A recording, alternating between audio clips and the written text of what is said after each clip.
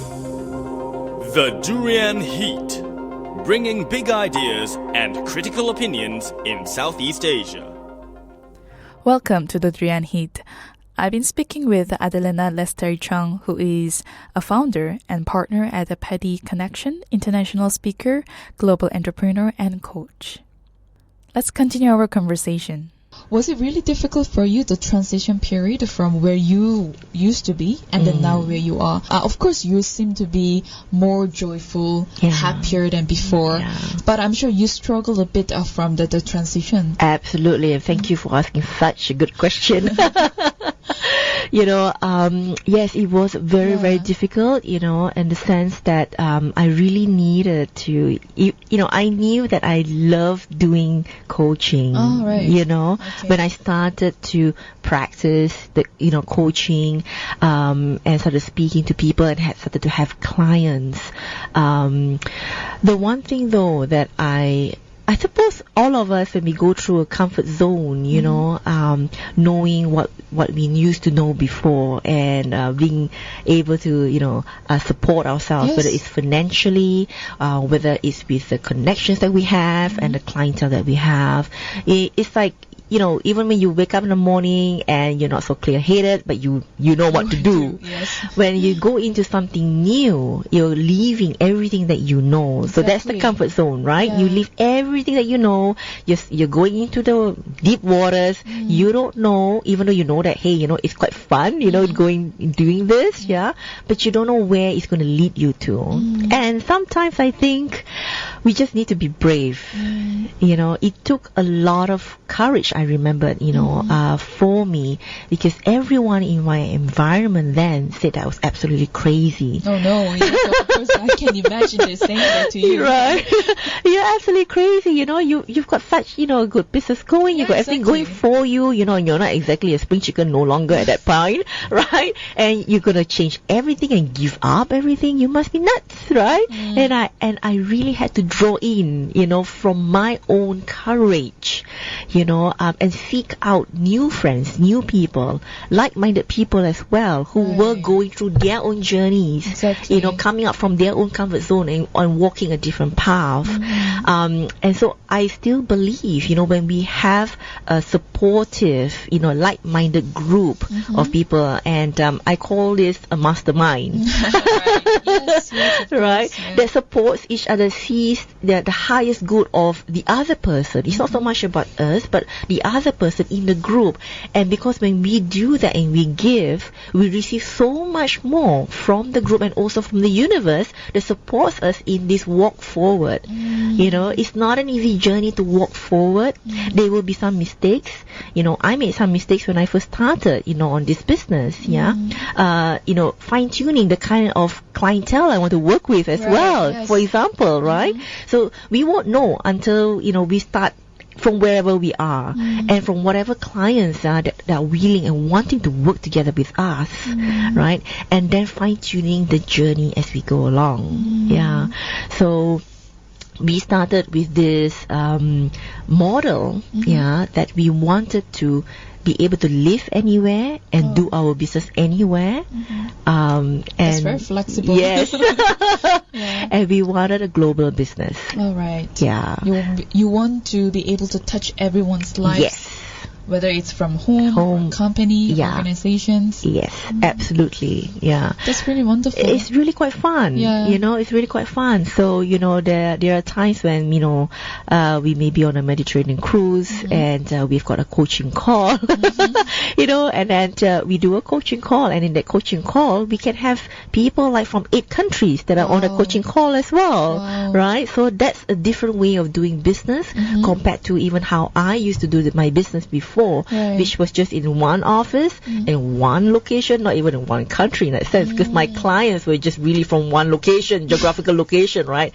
So it's a different business model, and I think really in the way forward in future is really to utilize technology to really grow exponentially, you know, in one's business. And that's why I love being in this Durian ASEAN, session, because, you're reaching out. Yeah. I mean, radio traditionally has always been, through when you're driving a car and so small frequency and stuff like that. And now, we're just using technology and we can have people, really listening to us, from maybe even 25 countries. And that's fun. So. What is it like to work with CEO? Adelena speaks about her forte on dealing with high-positioned people. And she shares about one of her client stories whose business is worth about $3 billion. It was an interesting journey for her to work with him, who had grown from very humble beginning, and for about 20 years in the area. He's always been grateful for his people. Let's hear more about him from Adelena. He set up his operations in Thailand, and like most of us, we would work for someone before, and then eventually we start to think to ourselves, hey, you know what? Things can be done better. Things can be simpler, perhaps. And then we start, our own business, right? And so through the ups and downs in his journey, as being an entrepreneur, I asked him, really, in these 20 years, growing his business from zero to US $3 billion. Right. Yeah. From having maybe one factory, in Thailand, to then expanding and having factories and operations in Malaysia, Indonesia, in India. That's pretty powerful. Yeah. It is. And the exponential growth was really only in the last 3 years, I must say. Wow. Yes. When I first got to know him, really about quick. very, very quick. Yeah. Within, when I first got to know him, he only had one, not one, but, his main factories and plantations was only in one country. But that grew, exponentially, to three more countries, right? And to triple his business from $1 billion to $3 billion. Amazing. It's a pretty cool. So that's why the journey of an entrepreneur is not just, sometimes, we go ups and downs, and sometimes downs are so bad. And sometimes we just give up. But when we don't give up and we just keep hitting at it, the universe will actually provide us what we really want. Eventually, right? Yes. So with him, I asked him this, and I like to share this, right? I asked him, what was his one key success factor that he really found that brought him to where he is today. Okay, we know things like perseverance, we know things like determination, but you know what?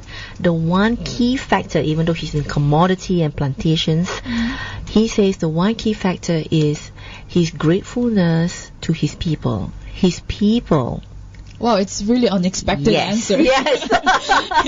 Absolutely. That's why I wanted to share, right? This gratefulness of his people, because his people makes, he's got very high respect for his people. It's not that, people don't make mistakes. He recognizes that. But he takes people forward to think of solutions, to move forward with that, to want to contribute more. Right? He values them. He gives them recognition. Wow. So he motivates his own people. Yes. By just being very grateful for his people, for being with him in this journey of growth. And so there are people as well that, may have left his organization, but they still keep in touch with him. That's wonderful. And relationship. And, they still come back and they still, see him, meet up, and he still welcomes that connection, with people, again, connections. Yeah, exactly.